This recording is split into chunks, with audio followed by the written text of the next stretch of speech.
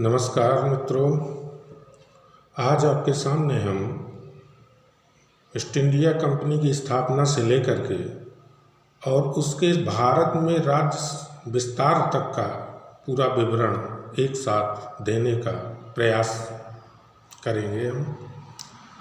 पहली बात तो ईस्ट इंडिया कंपनी आखिर वो कौन से कारण थे कि जिसके कारण ये विदेशी कंपनियां भारत में व्यापार करने के लिए ललायित रहती थी।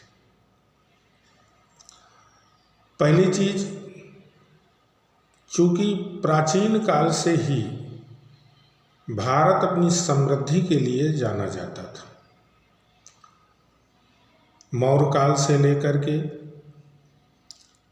कुषाण काल, गुप्त काल तक विदेशी व्यापार के मामले में भारत नंबर 1 पर था। भारत की अनेक निर्मित वस्तुएं रोम, खाड़ी देशों में व्यापार के लिए जाती थी और जो व्यापारी यहाँ आते थे वो यहाँ की समृद्धि देखकर जब अपने यहाँ इसका वर्णन करते थे तो वहाँ के लोगों में यहाँ की धन दौलत के प्रति एक आकर्षण उत्पन्न हो गया। इसी कड़ी में जब औद्योगिक क्रांति का काल चल रहा था, उसी समय यूरोप की कुछ कंपनियां भारत में व्यापार करने के उद्देश्य से आई। इसमें पहला नाम है पुर्तगाली और वास्को डी गामा 1498 में पहली बार भारत आया।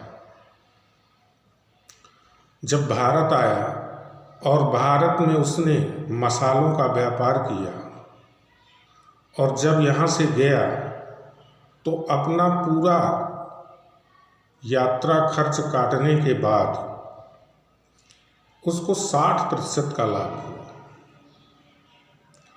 और इस जो लाभ था इसका प्रतिशत खर्च से कहीं ज़्यादा था। चूँकि यूरोप में भारतीय मसालों की बड़ी मांग थी, खासकर काली मिर्च की। काली मिर्च का उपयोग वहाँ मांस में किया जाता था। भारत के सूती उद्योग की यूरोप में बहुत मांग थी।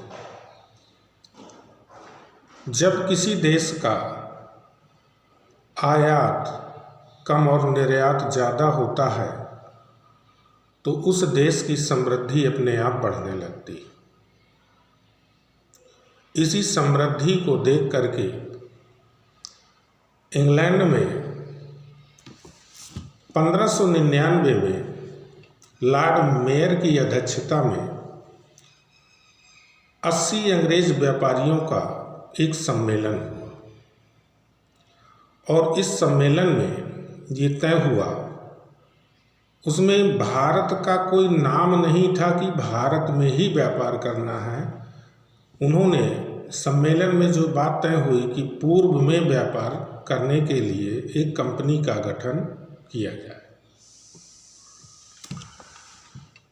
इस सभा में जो इस लॉर्ड मेयर के अधीन सभा बुलाई गई, लॉर्ड मेयर वहाँ कोई मेयर नहीं थे, उनका नाम था लॉर्ड मेयर। तो ये तय हुआ कि पूर्व के साथ व्यापार करने के लिए एक कंपनी का गठन किया जाए और इस कंपनी का नाम था ईस्ट इंडिया कंपनी।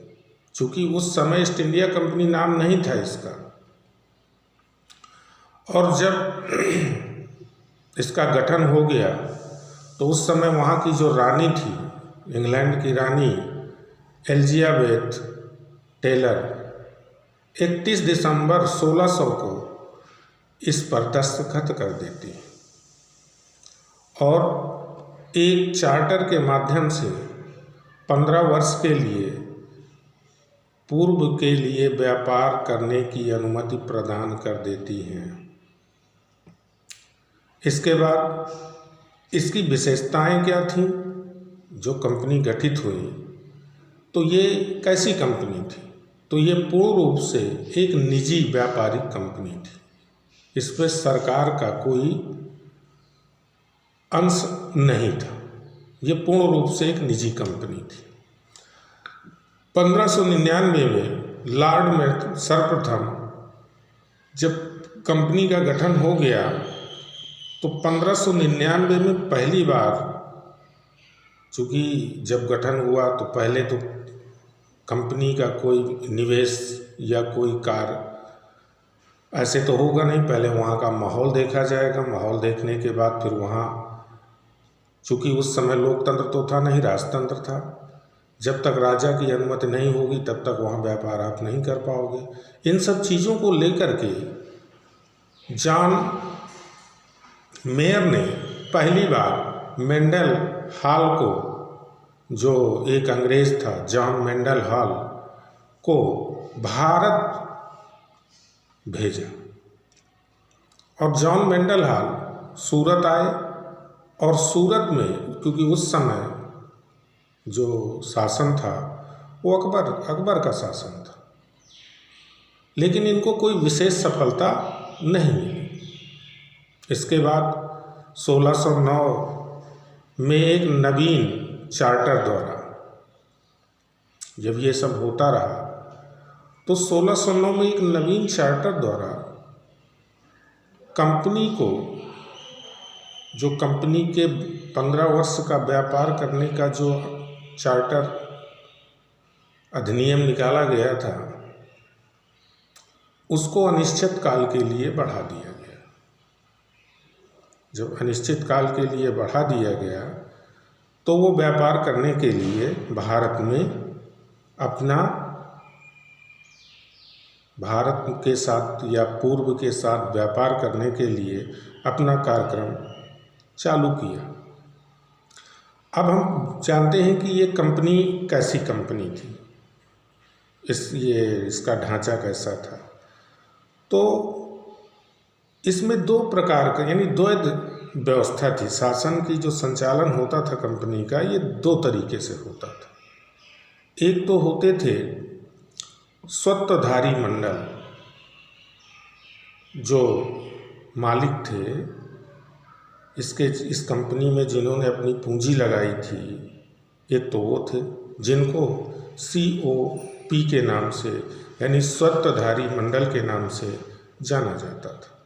दूसरे थे निदेशक मंडल, COD। तो जो स्वत्वधारी थे ये कंपनी के शेयर धारक थे, यानी कंपनी के ये मालिक थे। और COP के सदस्यों की, यानी COP के जो सदस्य थे वो COD के सदस्यों की नियुक्ति करते थे। और निदेशक मंडल कौन थे? ये कंपनी के कर्मचारी बोल दें या कार्य करने वाले व्यक्ति थे। और इनकी कुल संख्या उस समय जब गठित हुई कंपनी तो कब कितनी थी? 24 सदस्य थे। 24 में से एक अध्यक्ष और एक उपाध्यक्ष चुना जाता था। इन्हीं 24 सदस्यों में से एक अध्यक्ष चुना जाता था और एक उपाध्यक्ष का भी चुनाव होता था। इसके बाद निदेशक मंडल जो होते थे, इस निदेशक मंडल में वो राइटर, फैक्टर और अप्रेंटिस की नियुक्ति करते थे। जो ये निदेशक मंडल होते थे वो राइटर की, फैक्टरों की और अप्रेंटिसों की नियुक्ति करते थे। इसके बाद अब आता है कंपनी का भारतीय राजाओं के साथ कैसे संबंध थे। तो पहली बार जब भारत में कंपनी का एक प्रतिनिधि आया और वो कौन था?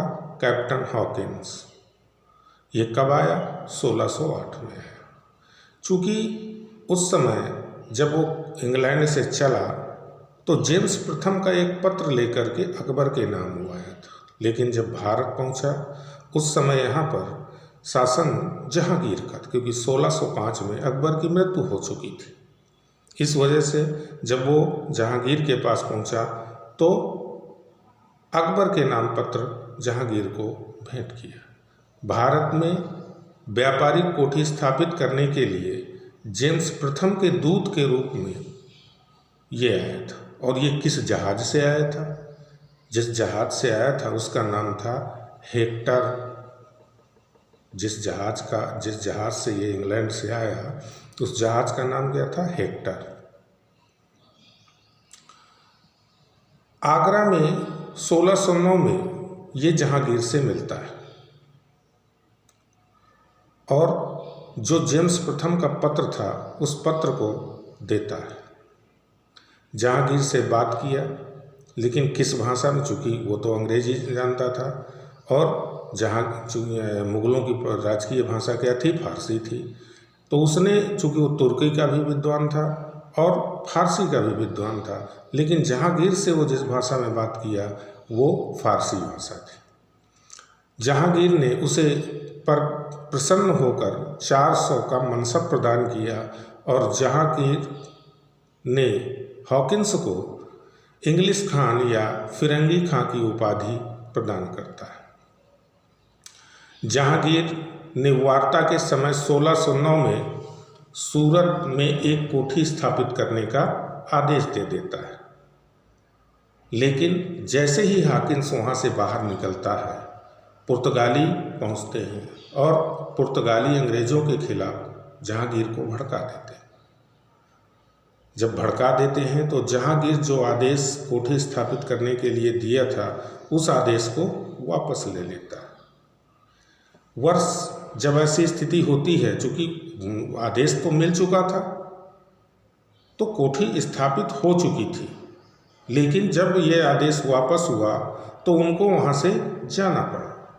और वर्ष 1611 में कैप्टन मिल्डनहॉल के नेतृत्व में, जब चूँकि जहांगीर और कैप्टन कंपनी का संबंध हम पढ़ रहे हैं, तो इसमें हॉकिंस के अलावा भी जो जहांगीर के समय आए या जहांगीर के समय जो कंपनी की घटनाएं हुई उनका भी उल्लेख यहाँ करना अनिवार्य है। तो वर्ष 1611 में कैप्टन मिल्डनहॉल के नेतृत्व में स्वावल्ली सूरत के पास, स्वावल्ली एक स्थान है कहाँ? सूरत के पास, पुर्तगालियों को पराजित कर दिया। और इस पराजय से कहीं न, क्योंकि पुर्तगाली मुग़लों को भी परेशान करते थे, तो कहीं न कहीं इस पराजय से जहांगीर को यह विश्वास हुआ कि शेर को सवा शेर मिल गया और जहांगीर प्रभावित हुआ और अंग्रेज़ों को स्थायी कारखाना स्थापित करने का आदेश दे देता है। ये कब होता है? 1611 ईस्वी में। इसके बाद 1611 में ही उनकी अंग्रेज़ों की जो दूसरी कोठी है, या पहली कोठी या दूसरी कोठी जो हो, लेकिन सूरत में पहली कोठी उन्होंने स्थापित किया था। लेकिन वो स्थापित जरूर किया था, लेकिन वहाँ पर वो व्यापार नहीं किए। तो 1611 में ही उन्होंने दक्षिण भारत में मुसलीपट्टनम में अपनी व्यापारिक कोठी स्थापित किया और वहीं से अपने व्यापार करने का शुरुआत किया। इसके बाद टॉमस रो है। टॉमस रो 1615 में आता है और ये कैसे आता है? ये भी पानी से के जहाज से आता है और सूरत, अजमेर, अहमदाबाद, भचौड़, आगरा और बड़ौदा का भ्रमण करता है। लेकिन ये जहांगीर से कहाँ मिलता है? जहांगीर से ये मिलता है अजमेर में, क्योंकि उस समय जहांगीर अपना जो शिविर था, जो अपना निवास था, वो अजमेर में बनाए हुए था। ये 1615 में आया और 1619 तक भारत में रहा। अब इसके बाद जहांगीर के बाद जो मुगल शासक हुआ वो शाहजहां। अब शाहजहां से और कंपनी के क्या संबंध थे? तो शाहजहां ने पुर्तगालियों के संबंध अच्छे नहीं थे, यानी शाहजहां के और पुर्तगालियों के संबंध अच्छे नहीं थे, जिसका फायदा अंग्रेजों ने उठाया। अंग्रेजों ने अब हुगली, यानी अब केवल वो सूरत और दक्षिण भारत पर अपना ध्यान केंद्रित न करके शाहजहां के शासनकाल में यानी 1651 में उन्होंने क्या किया? 1651 में उन्होंने हुगली में अपना अड्डा बनाया और इसके बाद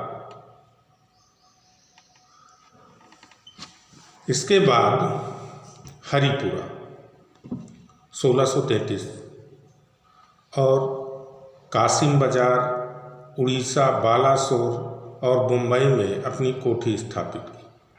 यानी जहांगीर के काल में जो विस्तार कम हुआ था वो विस्तार शाहजहां के काल में और बढ़ गया।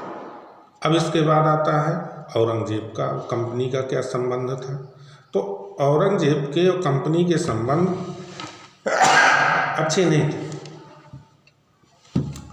और चूंकि औरंगजेब थोड़ा सा क्रूर शासक था, या कह सकते हैं कि थोड़ा सा धार्मिक प्रवृत्ति को मानने वाला शासक था, तो औरंगजेब के समय कंपनी के व्यापारिक जो औरंगजेब और कंपनी के बीच जो एक विवाद खड़ा हुआ, वो विवाद क्या था कि जो ये अंग्रेज यहाँ व्यापार करते थे तो इसमें चुंगी के रूप में कर देते थे। तो औरंगजेब और कंपनी के बीच एक विवाद का कारण ये बना कि जो चुंगी थी ये चुंगी नहीं दे रहे थे, जिससे बादशाह इनसे क्या हुआ? नाराज हो गया। और जब बादशाह इनसे नाराज हो गया तो 1688 में एक फरमान के द्वारा कंपनी की सुविधा बंद कर दी गई। यानी जो सुविधाएं मुगल काल में कंपनी को या औरंगजेब के शासनकाल में मिली थी वो सुविधाएं क्या हो गई? बंद हो गई। ठीक। बाद में जब अंग्रेज़ों ने सोचा कि ये तो बहुत गलत है यार, चूँकि उस समय औरंगजेब की स्थिति मजबूत थी, उसका कुछ अंग्रेज कर नहीं सकते थे, तो उन्होंने एक समझौते की नीति का पालन किया और दोनों के बीच में फिर सुलह हो गई। और भारत में सामने भारत से भागने का फरमान जो औरंगजेब ने अंग्रेज़ों को दिया था 1688 में, उस फरमान को वापस ले लिया। 1698 में कंपनी सुल्तानाती, कोलकाता और गोविंदपुर की जागीरदारी अंग्रेज़ों को 1200 रुपये में प्रदान कर दी गई।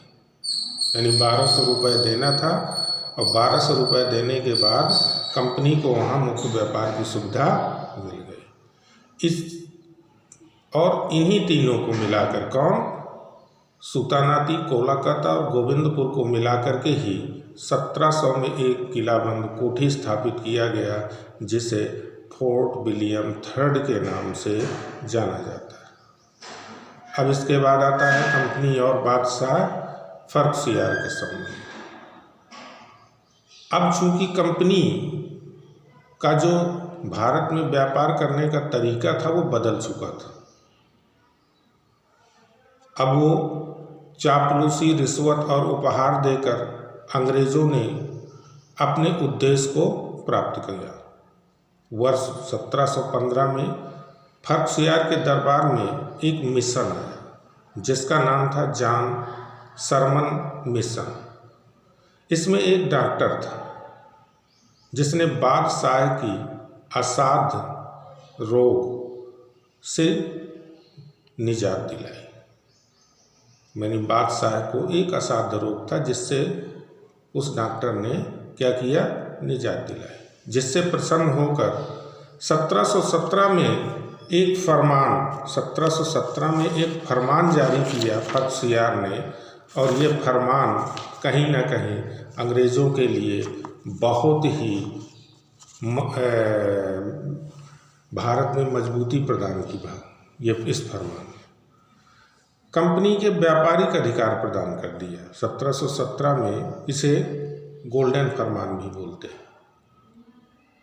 नहीं गोल्डन फरमान नहीं बोलते, लेकिन इसे मैग्ना कार्टा बोलते हैं। इसे 1717 के फरमान को मैग्ना कार्टा के रूप में जाना जाता है। इसमें क्या था, 1000 का वार्षिक कर के बदले 1000 वार्षिक कर के बदले सूरत को अंग्रेजों को दे दिया गया। 10,000 रुपए के बदले सूरत अंग्रेजों को मुक्त व्यापार करने की सुविधा प्रदान किया गया। इसके बाद 30,000 के बदले बंगाल को दे दिया गया। और बम्बई में इसी समय बम्बई की जो टकसाल थी अंग्रेज़ों की, वहाँ सिक्के ढालने की आज्ञा मिल गई। और वो सिक्के जो बम्बई टकसाल में ढाले जाते थे, पूरे मुग़ल भारत में उनको मान्यता मिल गई।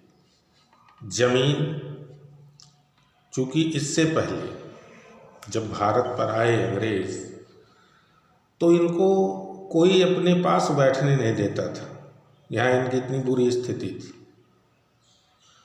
कोई मकान, अगर इनको रहना है तो कोई मकान नहीं देता था। तो इन्होंने मुग़ल बादशाह से जब हमने विनय की, तो उन्होंने एक फरमान दे दिया कि भैया इनको किराए पर मकान कुछ भी आप दे सकते हो। और इसी समय ज़मीन किराए और ख़रीदने का अधिकार भी इसको मिल गया। कंपनी को, यानी भारत में कंपनी किराए का मकान ले सकती है या खरीद सकती है, ये अधिकार फ़र्रुखसियार के समय मिल गया। इसीलिए ऑर्म्स महोदय ने इस फरमान को कंपनी का मैग्ना कार्टा कहा है। और ऑर्म्स थे कौन? तो ये ब्रिटेन के इतिहासकार थे जिन्होंने ये शब्द कहा। धन्यवाद मित्रों। अब अगली कड़ी में ईस्ट इंडिया कंपनी और दक्षिण भारत और ईस्ट इंडिया कंपनी के अन्य जो कार्य थे, उन पर हम अगले वीडियो में चर्चा करेंगे। धन्यवाद।